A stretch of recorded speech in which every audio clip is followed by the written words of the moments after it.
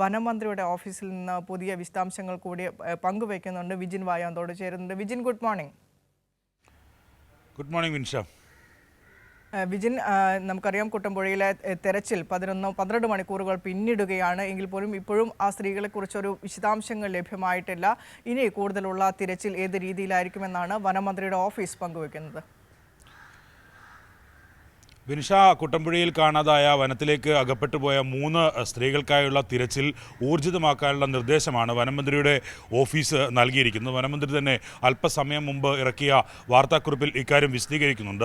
ഇന്ന് പുലർച്ചെ 3 മണിവരെ തിരച്ചിൽ നടത്തിയിരുന്നു. അതിനുശേഷം വെളിച്ചക്കുറവിൻ്റെയും അതുപോലെ തന്നെ കാട്ടാനക്കൂട്ടം ഈ വനത്തിൽ ഉള്ളതുമാണ് പ്രതിസന്ധിയായി നിലനിൽക്കുന്നത് എന്ന കാര്യം മന്ത്രി തന്നെ ഈ വാർത്താക്കുറിപ്പിൽ വിശദീകരിക്കുന്നു. പക്ഷേ DFOയുടെ നേതൃത്വത്തിലുള്ള സംഘം തന്നെ അവിടെ ക്യാമ്പ് ചെയ്ത് ഈ സ്ത്രീകളെ എത്താനും അതുപോലെ തന്നെ തിരിച്ചെത്തിക്കാനുമുള്ള നടപടികൾ ഊർജിതമാക്കി തുടരുകയാണ്. 3 സംഘങ്ങളായിട്ടുള്ള തിരച്ചിലാണ് നിലവിൽ നടത്തിക്കൊണ്ടിരിക്കുന്നത്. 15 വീതം അംഗങ്ങളുള്ള സംഘങ്ങളാണ് ഈ തിരച്ചിലിനായി പോയിരുന്നത്. അതിൽ 2 സംഘം ഇപ്പോഴും അവിടെ തന്നെ ക്യാമ്പ് ചെയ്യുകയാണ്.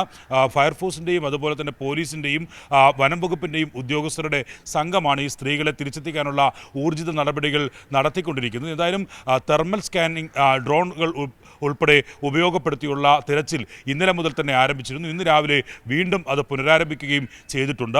ഈ സാധാരണഗതിയിൽ അകത്തേക്ക് പോകാറുള്ള ഈ പശുക്കളെയൊക്കെ കാണാതാവുന്ന സാഹചര്യങ്ങളിൽ പോകാറുള്ള ആളുകൾ തന്നെയാണ്, അതായത് വനവുമായി കൂടുതൽ അടുപ്പമുള്ള ആളുകളാണ് കാണാതായിട്ടുള്ള ഈ 3 സ്ത്രീകളും എന്ന് പറയുന്നത്. പക്ഷേ ഒരുപക്ഷെ കാട്ടാനക്കൂട്ടത്തിൻ്റെ സാന്നിധ്യം ഒക്കെ ഉള്ളതുകൊണ്ട് തന്നെ അവർ മറ്റേതെങ്കിലും ഭാഗത്തേക്കോ പാറക്കെട്ടുകൾക്ക് മുകളിലൊക്കെ കയറി ഇരുന്നിട്ടുണ്ടാകാനുള്ള സാധ്യതയാണ് നിലവിൽ ഇപ്പോൾ വനം വകുപ്പ് അതുമായി ബന്ധപ്പെട്ട ഈ ഉദ്യോഗസ്ഥരുമായൊക്കെ ആശയവിനിമയം നടത്തിയതിൽ നിന്ന് മനസ്സിലാക്കുന്നത്.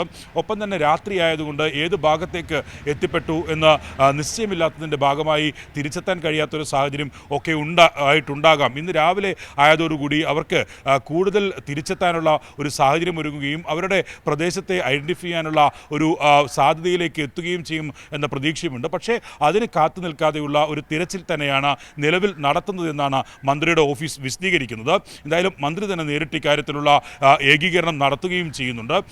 അത്തരത്തിൽ 3 സേനാ വിഭാഗങ്ങളെയും ഒപ്പം തന്നെ നാട്ടുകാരുടെയും ഒക്കെ സാന്നിധ്യത്തിലും സഹായത്തിലുമാണ് തിരച്ചിൽ മുന്നോട്ട് പോവുകയും ചെയ്യുന്നത്. എന്തായാലും രാവിലെ അവിടെ ഒരു ക്ഷേത്രം ഒക്കെ ഉണ്ട് എന്നാണ് പറയുന്നത്. ആ ക്ഷേത്രത്തിലെ രാവിലത്തെ ഭക്തിഗാനം ഒക്കെ കേൾക്കുന്ന സാഹചര്യത്തിൽ അവർക്ക് ആ പരിസരത്തേക്ക് എത്താനുള്ള സാധ്യത ഒരുങ്ങും എന്നുള്ള ഒരു വിശദീകരണമൊക്കെ നൽകുന്നുണ്ട്. നാട്ടുകാർ തന്നെ അതിനുള്ള സൂചനയും സാധ്യതയും ഒക്കെ പറയുകയും ചെയ്യുന്നുണ്ട്. എന്തായാലും ശക്തമായ തിരച്ചിലാണ് നിലവിൽ ഈ 3 സ്ത്രീകളെയും കണ്ടെത്താനായി നടത്തുന്നത് എന്ന കാര്യം മന്ത്രിയുടെ ഓഫീസ് വിശദീകരിക്കുന്നു. അതിനെ ഏകീകരിക്കുന്നത് മന്ത്രിയുടെ ഓഫീസ് നേരിട്ട് തന്നെയാണ് എന്ന കാര്യവും വ്യക്തമാക്കുകയും ചെയ്യുകയാണ്.